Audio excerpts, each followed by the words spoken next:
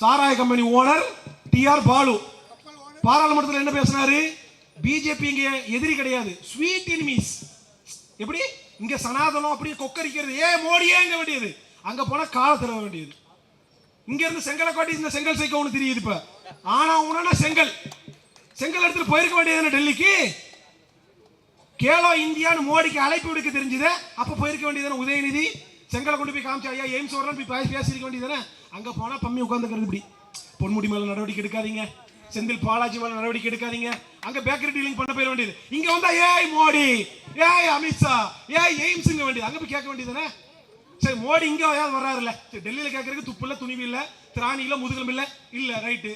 இங்க கேட்க வேண்டியதானே. இங்கேயே வெண்கொடையை பிடிச்சிட்டு போற, இங்கேயே பிடிச்சிட்டு போற என்றால் இவர்களுக்குள்ளாக மறைமுகமாக ஒரு ஒப்பந்தம் இருக்குது. கோயம்புத்தூர்ல அண்ணாமலை நிக்கிறாருங்க. அண்ணாமலைக்கு எதிராக நீ ஏன் வலுவான ஒரு கேண்டிடேட் போடல? அண்ணாமலையுடைய அபிடேவிட் தப்பா இருக்குது. எலெக்ஷன் நாமினேஷன் மொத்தமா சோழிய முடிச்சு அண்ணாமலையை தேர்தலே நிக்க விடாமல் செஞ்சிருக்கலாம். இந்தியாவை ஆளக்கூடிய ஒரு கட்சி, அதனுடைய மாநிலத்தினுடைய ஒரு தலைவர் ஒரு அபிடேவிட்டை சரியா போடுறதுக்கு துப்பில்லை என்று இந்தியா ஊடகங்கள், இந்திய மக்கள் மொத்த பேர் காரி துப்பிருப்பாங்க. அதையும் உன்னால செய்ய முடியல. உறுதியாக அண்ணாமலையுடைய இந்த போல அபிடேவிட்டுக்கு எதிராக நாம் தமிழர் கட்சியினர் நாங்கள் களத்தில் நின்னோம், நாங்க பேசுறோம். எங்க வழக்கறிஞர்கள் பேசினாங்க, எங்க கோயம்புத்தூருடைய வேட்பாளர் பேசினாரு. ஆனா திமுக எங்க போயிருந்த நீ? அப்ப மறைமுகமா உனக்கு ஒரு டீலிங். 3 வருஷம் ஆச்சு. என்ன சொல்லிட்டு ஆட்சிக்கு வந்த? எடப்பாடி ஆட்சியில கடன் சுமை அதிகமாயிருச்சு, 5 லட்சம் கோடி கடன் இருக்குது. எடப்பாடி ஆட்சி மோசமான ஆட்சி, கேடுகட்ட ஆட்சி, விளங்காத ஆட்சி, வீணா போன ஆட்சி. சரி, 5 லட்சம் கோடி கடனோட போச்சு. ஆமா, நீ என்ன புடிங்கிட்ட? 5 லட்சம் கோடியாக ஸ்டாலின் முதலமைச்சராக பொறுப்பேற்கும் போது இருந்த கடன் தொகை இன்றைக்கு 6.25 லட்சம் கோடி ஆயிட்டு. 2 பட்ஜெட் போட்டிருக்க, 2 வருஷத்துக்கு 2 பட்ஜெட்டுக்குள்ளாக 1.25 லட்சம் கோடி எப்படா கடன் வந்துச்சு? எப்படி கடன் வந்துச்சு? 1.25 லட்சம் கோடி நீ கடன் வாங்கி இருக்கிற என்றால் நீ என்ன ஆட்சியை கொடுத்திருக்கிற? என்ன சொல்லி ஆட்சிக்கு வந்த நீ? மின் கட்டணம் ஏறி போச்சு, குடிநீர் கட்டணம் ஏறி போச்சு, சொத்து வரி ஏறி போச்சு, ஆவின் பால் 3 மாசத்துக்கு ஒரு முறை ஏறுது. பாலா இருக்கட்டும், ஆவின் தயிரா இருக்கட்டும், ஆவினுடைய உபபொருட்கள் அத்தனையினுடைய விலையும் 3 மடங்கு இன்றைக்கு ஏறுது. ஒரு பத்திரம் பதிவு செய்ய முடியல, ஒரு கரண்ட் பில் கட்ட முடியல. 1000 ரூபாய் கட்டிட்டு இருந்தது இன்றைக்கு 3000 ரூபாய், 4000 ரூபாய், 4 மடங்கு ஏறி போச்சு. இப்ப இத்தனையும் செஞ்சு போட்டு நீங்க யாருக்கிட்ட நாடகம் ஆட போறீங்க? தமிழக மக்கள் இன்றைக்கு விரட்டி அடிக்கக்கூடிய காட்சியை பார்க்கிறோம். சென்னை முழுமைக்கும் தயாரிதி மாறன் போறாங்க, விரட்டி அடிக்கிறாங்க. கலாநிதி வீராசாமி போறாப்புல விரட்டி அடிக்கிறாங்க. தமிழச்சி தங்கபாணி விரட்டி அடிக்கிறாங்க. நீ எப்போ போயிருக்கணும்? சரியான ஆளா இருந்தா ஓட்டு கேட்கறது போயிருக்க கூடாது. தமிழ்நாடு சென்னை முழுமைக்கும் வெள்ளத்தில மிதந்தது, அப்ப போயிருக்கணும். நீ 4300 கோடிய மழைநீர் வடிகால் வாழ்க்கையில போடாம வாய்க்குள்ள போட தெரிஞ்சது இல்ல? சென்னை மிதந்துச்சுல, அப்ப போய் இதே தயாநிதி மாறன், இதே டிஆர் பாலு, இதே தமிழச்சி தங்கபாண்டியன், இதே கலாநிதி வீராசாமி போய் நின்று இருக்கணும். நீ போய் நின்னியா? சென்னை முழுக்க தமிழ்நாடு முழுமைக்கும் அத்தனை அத்தியாவசிய பொருட்களையும் கொண்டு வந்து வீடு வீடாக சேர்த்தது திமுகவோ, அண்ணா திமுகவோ, பிஜேபி, காங்கிரஸோ இல்ல, நாம் தமிழர் கட்சியும் சீமான் அவர்களும் வீடு வீடாக தேடி வந்து கொடுத்தோம். அறிவார்ந்த பெருமக்களை மாற்று மாற்று என்று இவர்கள் காலங்காலமா ஓட்டிட்டாங்க. திமுக மாற்று அண்ணா திமுக, அண்ணா திமுக மாற்று திமுக என்று காலங்காலமா ஓட்டிட்டாங்க. நம்மளும் நம்பி ஓட்டு போடுறோம், 70 வருஷமா ஓட்டு போடுறோம். இத்தனை ஆண்டுகளை இவர்கள் செய்யாத மாற்றத்தை இனி ஒரு 5 ஆண்டுகள் இந்த டிஆர் பாலு கையில கொடுத்து என்ன செஞ்சிட போறாங்க? இந்த திமுக ஓட்டு போட்டு என்ன செஞ்சிட போறாங்க? அறிவார மக்களை உண்மையோடும் உறுதியோடும் இந்த மண்ணின் மீதும் மக்களின் மீதும் உளமாறப்பட்டு கொண்டு நாம் தமிழ் கட்சியில நாங்கள் இந்த களத்தில் இருக்கிறோம்.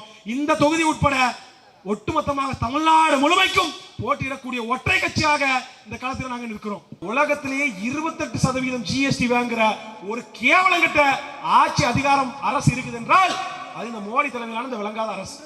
அப்ப ஜிஎஸ்டி அப்படின்னு கொண்டு வந்து வியாபாரிகளுடைய சோழியை முடிச்ச அப்புறம் என்ன? டிமானிட்டைசேஷன். இந்த கிறுக்கு பையன், மெண்டல், லூசு, சைக்கோ, வேற என்னென்ன மொழியில என்னென்ன வார்த்தை இருக்குதோ எந்தெந்த மொழியில மோடியை திட்டினாலும் அத்தனைக்கும் இந்த மோடி தகும். எல்லாத்துக்கும் சமமான இருந்த மோடி. அந்த பைத்தியக்காரன், கிறுக்கு பையன், லூசு பையன் கூட செய்யாத வேலையை பணமதிப்பிழப்பு நடவடிக்கை என்கிற ஒரு நடவடிக்கையின் மூலமா மோடி செஞ்சுட்டு போயிட்டாப்ல.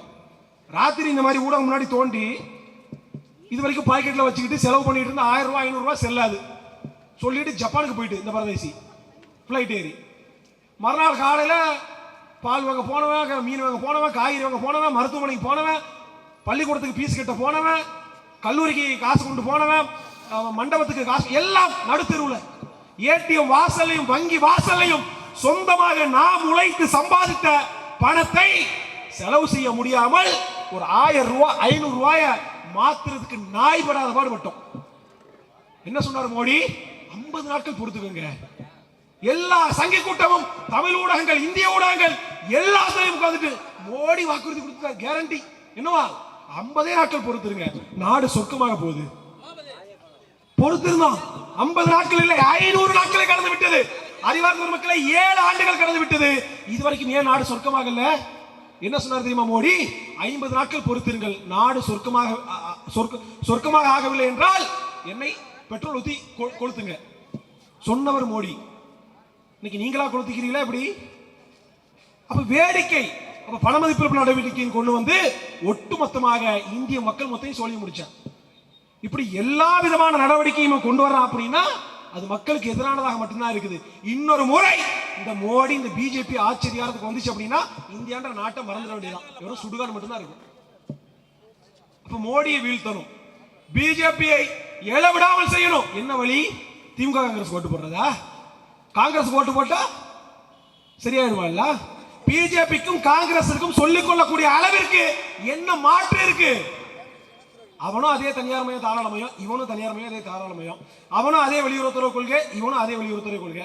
அவனும் மாநில சுயாட்சிக்கு எதிரானவன், இவனும் மாநில சுயாட்சிக்கு எதிரானவன். அவனுடைய கல்விக் கொள்கை என்ன, இவனுடைய எல்லாம் ஒன்று.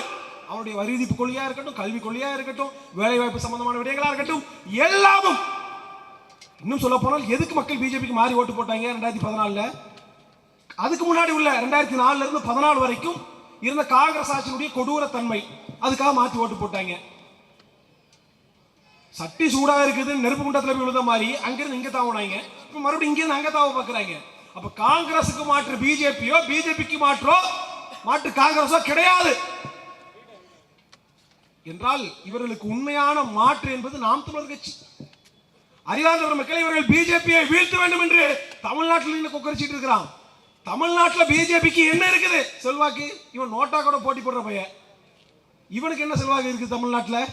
அண்ணாமலை வந்து பெரிய புரட்சி ஏற்படுத்திட்டு போறாரு. அவன்கிட்ட காசு இருக்குது, காசு கொடுத்து மக்களை கூட்டுற, கோட்டர் கொடுக்குற, பிரியாணி கொடுக்குற, கொடி நட்டுற, கொட்டடிக்கிறதுக்கு ஆட்களை கூப்பிடுற, ஜூனியர் ஆர்டிஸ்டை வச்சுக்கிட்டு பேசுற. அதை தவிர நீ என்ன தமிழ்நாட்டில் உனக்கு என்ன வளர்ந்துருக்குது? ஓட்டு எண்ணும் போது பிஜேபிக்கு என்ன செல்வாக்குன்ற தமிழ்நாட்டில் பார்க்க தானே போறோம். அப்ப அது வரைக்கும் வட சுடுறான். தமிழ்நாட்டில் பிஜேபி வளர்ந்துருச்சு, 15 தொகுதியில் பிடிக்க போகுது, 20% வாக்குகள் பெற போகுது, மண்டி போறா இல்லையா பாருங்க.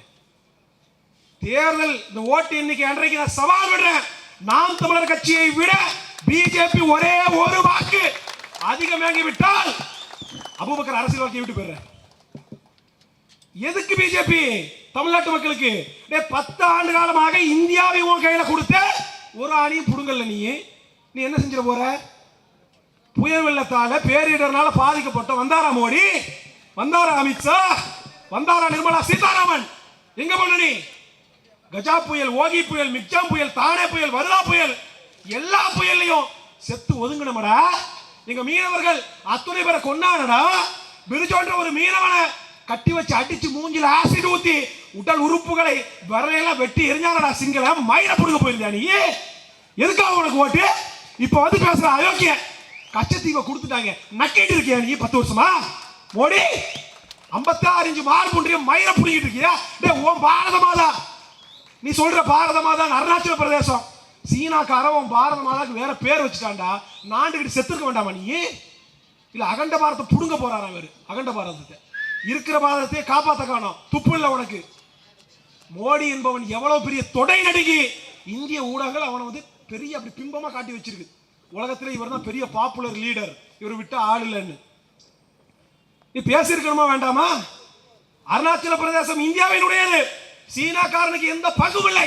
நீ ஆண்மகனாக இருந்தால் சொல்லு பாப்பா மோடி, நான் உனக்கு ஓட்டு போடுறேன். சொல்ல துணிவு இருக்க? பேச மாட்டேன். சீனாக்காரனா பம்மிடுவேன், பாகிஸ்தான்காரனா பெரிய வீரன்.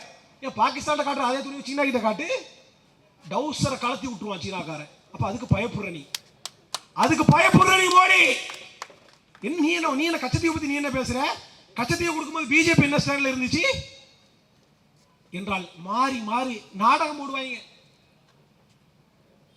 பேசிக்கிட்டு வர்றாங்களே வெக்கம் இல்லாம திமுக, பிஜேபி எதிர்க்க போறேன்னு இங்க பேசுறது சனாதனம் சைத்தான்னு.